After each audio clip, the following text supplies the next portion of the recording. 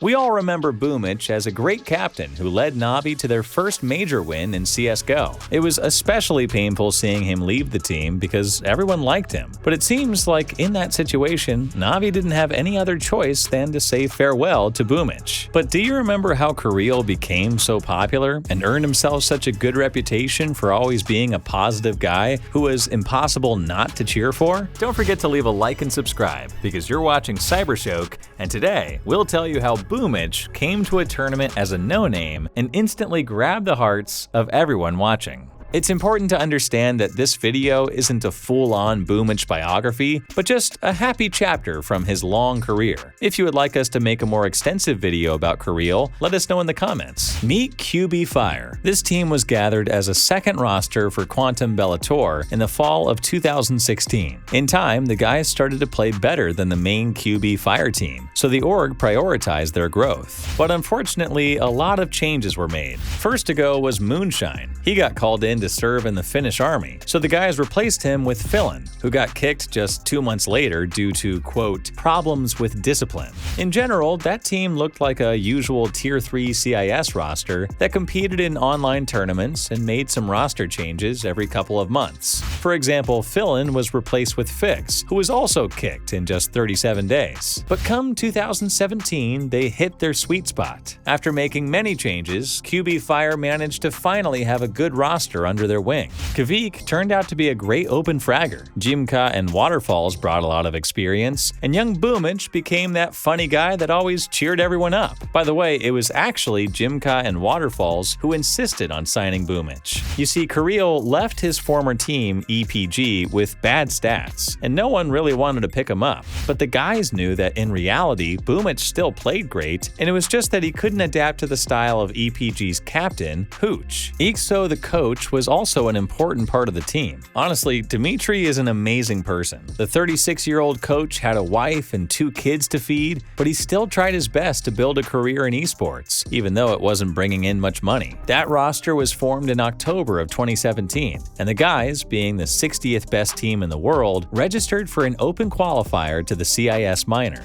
Winning against EPG and Space Jam, CYBERSHOKE found themselves 1 game away from a spot in the main event of the region. Their opponent was Belarusian Nemiga, who beat CYBERSHOKE 3 times in the last few months. Just take a look. The day before, they had an official game where Nemiga won 16-10, and then the next day, in a more important matchup, Boomich's team managed to win. All the players hadn't been holding out much hope for the minor. It was their first LAN in that roster, and they honestly didn't show any good results online. The group stage only confirmed that premise. After losing to Avangar, the guys dropped to the top 100 Tengri. On the first map, they won the first half 10-5, then won the pistol round, and managed to lose. On the second map, Mirage, things didn't go better. At one moment, CYBERSHOKE found themselves 1 bad round away from elimination and had only $2,000 each. Waterfalls remembers that they bought 4 pistols and a UMP and tried to think of a way to win 2 rounds and go to the overtimes. One player suggested smoking the plant and connector and just push A. Fortunately for them, it worked.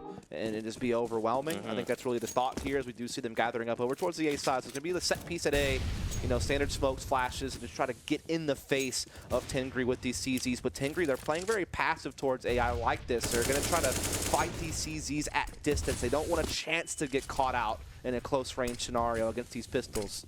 Respect it completely.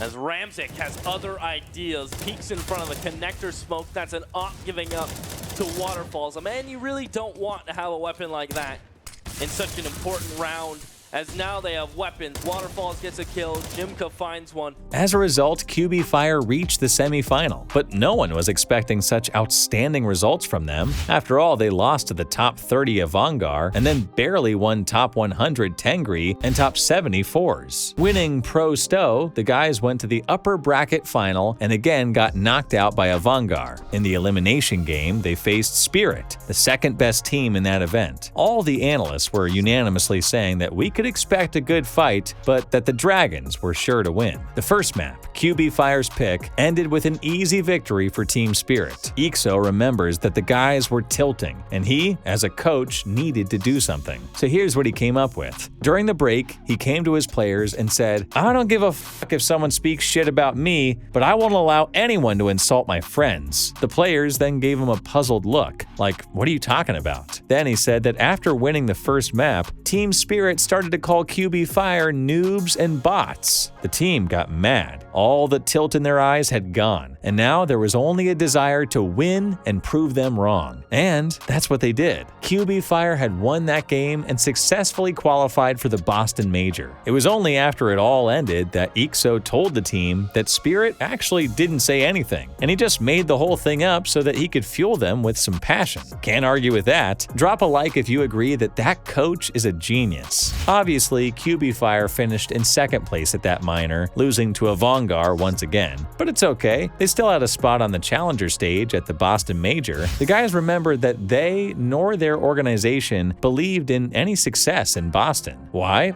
Well, because their roster had just been fully formed not very long ago. Though they finished second on the minor, they could easily fail in the group stage, and they were still playing poorly online. Among all the teams at that major, QB Fire were third to last by HLTV ratings. There was only Flipside and the Chinese team Flash below them. Here's what Waterfalls said back then. "Honestly, our CEO told us to at least win one game. We're here to gain experience." There was only one person on planet Earth who believed in QB Fire, and that person was Boomich, of course. Kirill didn't just want to be in the Legends, he knew for a fact that they were going to reach this stage. Ixo remembers that they had a half-hour talk with Boomich. They were trying to understand what was going through his head. In the end, they came to the conclusion that Kirill probably sold his soul to the devil for a spot in the Legends. As a response, 19-year-old Boomich just smiled. The challenger stage really started for QB Fire at a 1-2 score. They failed to do anything against G2 and FaZe, and they expectedly won against Flash. In the next game, QB Fire faced EnVyUs, a very unstable team. On the one hand, there was nothing left from the roster that won in Cluj, while on the other, the French guys still had some power. Also, they were playing with a stand-in. Coach Malik took RPK's spot, who unfortunately fell ill. The first half finished with a 10-5 score in favor of EnVyUs. It looked like they were winning it from just pure experience. But after the switch to T-side, QB Fire crashed the French and reached the game for a spot in the new Legend stage. There, you couldn't think of a more fitting opponent than Avangar. At that time, the Kazakh team had won against QB Fire 6 times in a row, 3 of them at the minor. But then, the major miracle happened, and Avangar got knocked out, taking only 6 rounds at Detrain. At that moment, QB Fire already became the main stars of that major. A no-name team from CIS that finished second on the minor just reached the new Legends. They were the only roster on that tournament who came so far from the open qualifier. CSGO fans were also happy for QB Fire because now we had a solid pick for the 0-3 score in the Pick'em Challenge. But actually, everything turned out to be a bit more complicated than the analysts thought. In the first game, QB Fire faced Virtus Pro, and what were the analysts saying? Well, that the Poles, a second team of the previous major, is in great shape. But there was a catch. You see, at that moment, VP already started to lose their grip and were regularly losing in seemingly easy games. What was the result? An easy win for QB Fire. Bomb only just down. There's Jimka with the one shot, and now Pasha in the corner all alone,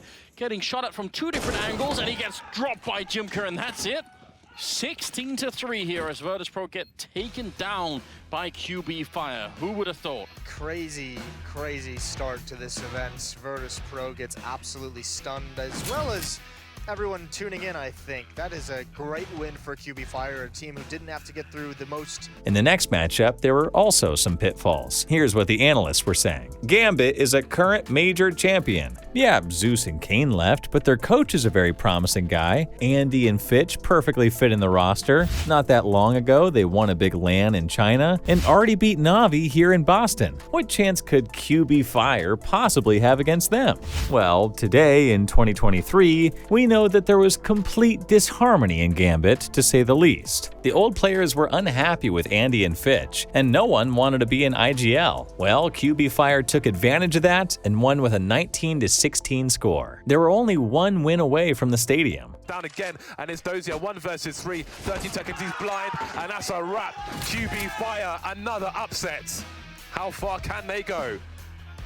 Amazing, just jumping out their chairs. These guys, what a story, as you said, James. Let's skip the game with G2 for now. They were basically just stronger, and let's go right to the matchup with Mouse. Again, what were all the analysts saying? Look at Mouse, the finalists of the last ECS season, and the 7th best team in the world. Every Mouse player was in such good shape that their roster was nicknamed Budget Phase. Moreover, their sniper Oscar was at the peak of his entire esports career. At that major, Mouse already won against Astralis and Na'Vi and gave a good fight to SK.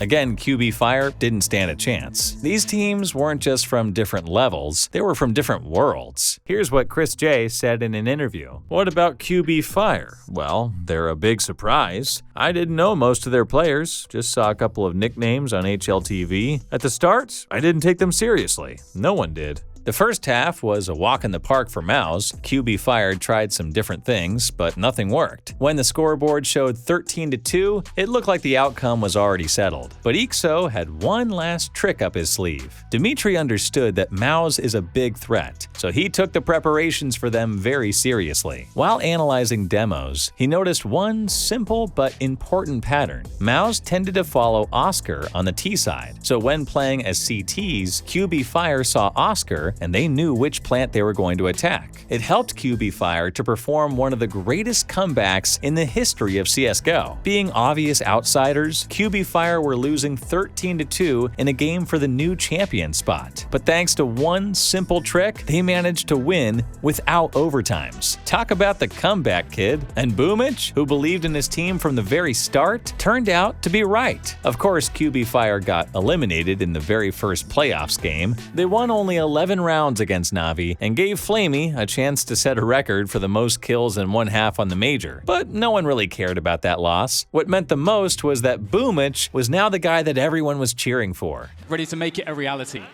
Yeah, I am really excited for this one. Yeah, baby.